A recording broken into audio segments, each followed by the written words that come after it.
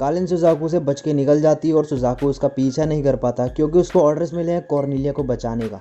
अब सीटू को कॉल करती है और उसे पीछे हटने का ऑर्डर देती है क्योंकि ज़ीरो ऑर्डर देने की हालत में नहीं है।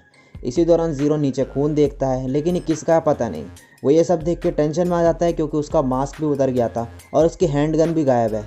और वो सीटू से बोलता है कि किसी ने मेरा चेहरा देख लिया और मेरी गन उठा के एक दूसरे बंदे को गोली मार के गन और बंदा दोनों ले गया।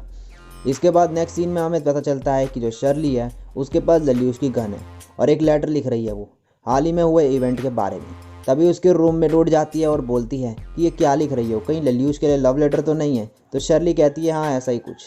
अब अगले दिन नीना पूरे स्टूडेंट काउंसिल के सामने सुजाकू से पूछती है कि क्या मैं प्रिंसेस यूफीमिया से मिल सकती हूँ क्योंकि मुझे उनको थैंक्स बोलना है मेरी जान बचाने के लिए। इस पर सुजाकू बोलता है कि उसे नहीं लगता कि ये हो पाएगा क्योंकि वो एक प्रिंसेस है।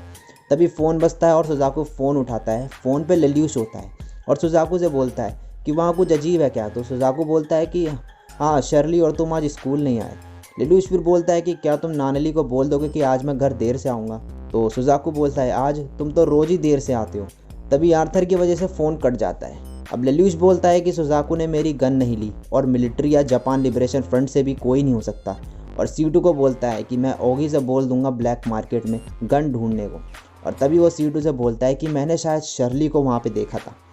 इसी दौरान गिलफोर्ड और डाल्टन प्रिंसेस यूफीमिया और कॉर्नेलिया से मिलते हैं और बोलते हैं कि ज़ीरो रॉयल फैमिली से शायद कुछ बदला लेना चाहता है। और गिलफोर्ड प्रिंसेस यूफीमिया को खुद का नाइट देने के सुझाव भी देता है जिनसे उसकी प्रोटेक्शन हो सके। अब नेक्स्ट सीन में सिसिल लॉयड से बात कर रही है और सुजाकू के बारे में कि कैसे वो लोगों को बचाने के बारे में ज़्यादा सोचता है। लॉयड बोलता है कि सुजाकू की परफॉर्मेंस अभी भी बहुत बढ़िया है, हमें लैंसेलॉट को टेस्ट करना चाहिए उसके साथ। सिसिल बोलती है कि हमें पहले सुजाकू पे ध्यान देना चाहिए बजाय लैंसेलॉट के, उसे एक मशीन की तरह ट्रीट करना बंद कर दो, ये सही नहीं रहेगा। लॉयड बोलता है कि तुम उसकी ज़्यादा ही परवाह नहीं कर रही हो किसी और के बजाय। तो सिसिल बोलती है कि मुझे नहीं पता। अब लल्यूश ने सोफ़ी पे अपनी गियास की पावर यूज़ कर रखी है और सीटू और वो शर्ली और सोफ़ी के रूम की तलाश ले रहे हैं। सीटू परेशान होकर बेड पे बैठ जाती है और तभी शर्ली की डायरी पढ़ती है और उसमें 14 तारीख के बाद की डायरी नहीं लिखी हुई है। लल्यूश बोलता है कि उस दिन उसके फादर मरे थे और तभी एक बॉक्स नीचे गिर जाता है, उसमें लल्यूश और शर्ली की फ़ोटोज़ होती हैं और उसे एक ट्रेन का स्केड्यूल बुक भी मिलती है जिस पर नारिटा पे सर्कल बना होता है। अब नेक्स्ट सीन में शर्ली एक जगह पे होती है ज़ीरो की गन और अपने फादर की यादों को अपने पिंक बैग में लिए और वो बोलती है कि लल्यूश ऐसा क्यों करेगा। और तभी वहीं एक अननोन पर्सन आ जाता है और बोलता है कि हाँ लल्यूश ऐसा क्यों करेगा और ताली बजाने लगता है। अब नेक्स्ट सीन में ब्लैक नाइट्स अपने अड्डे पे हैं और ओगी बोलता है कि जापान लिबरेशन फ्रंट अपने आप को खुद क्यों उड़ाएंगे। तो कालेन बोलती है कि तुम ज़ीरो पे तो शक नहीं कर रहे। तभी डाइथार्ड बोलता है कि ये इत्तेफाक नहीं हो सकता और क्या पता कि ज़ीरो ही निकले वो जिसने उनको मारा हो। अब नेक्स्ट सीन में लल्यूश और सीटू एक ट्रेन पे होते हैं और नारिटा जा रहे हैं। सीटू बोलती है कि तुम शर्ली से लव करते हो। लल्यूश बोलता है कि मुझे नहीं पता। फिर वो बोलती है कि क्या तुम मुझसे हेट करते हो। लल्यूश बोलता है मुझे नहीं पता। फिर सीटू बोलती है कि अगर शर्ली को पता चल गया होगा कि तुम ज़ीरो हो तो तुम क्या उसे मार दोगे। और फिर बोलती है कि अगर तुम जिन्हें प्यार करते हो उन लोगों को नहीं मारना चाहते तो तुम ऐसा कर सकते हो।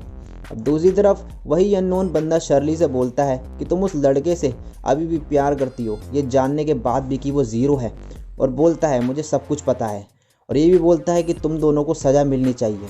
तभी शर्ली के हाथ से बैग छूट जाता है और एक फ्लैशबैक दिखाया जाता है जिसमें शर्ली को जब पता चलता है कि ज़ीरो कौन है तभी वहाँ विलेटा आ जाती है और ज़ीरो का फेस देख लेती है और बोलती है कि अगर मैं इसे प्रिंसेस कॉर्नेलिया को सौंप दूँ तो मुझे बहुत बड़ा इनाम मिलेगा और मेरी रैंक भी बढ़ जाएगी।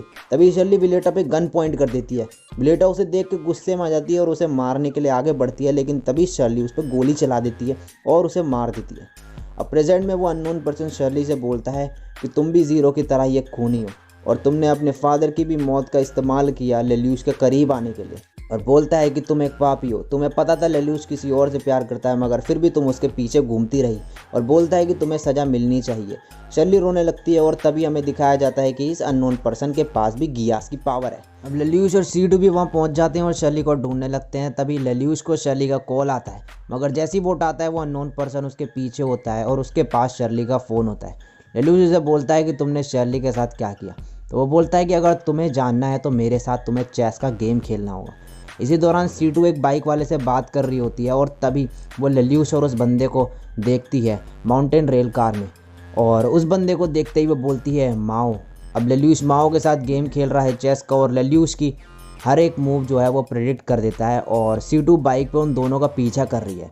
माओ लेल्यूश को चेस के गेम में हरा देता है। लेल्यूश बोलता है कि आखिर ये है कौन बंदा, और 14 पॉसिबिलिटीज सोचता है। माओ बोलता है कि क्या C2 ने तुम्हें मेरे बारे में नहीं बताया, और बोलता है कि तुम्हारा एक गैस सही था, मैं लोगों का माइंड रीड कर सकता हूँ। अब रेलकार जैसे ही रुकती है उसके बाहर लेल्यूश शर्ली को देखता है, और उसने लेल्यूश पे गन पॉइंट कर रखी है। वो बोलती है कि हमें सज़ा मिलनी चाहिए, और खुद सुसाइड करने से पहले लेल्यूश को मारने वाली है, नहीं तो माओ इन दोनों को मार देगा।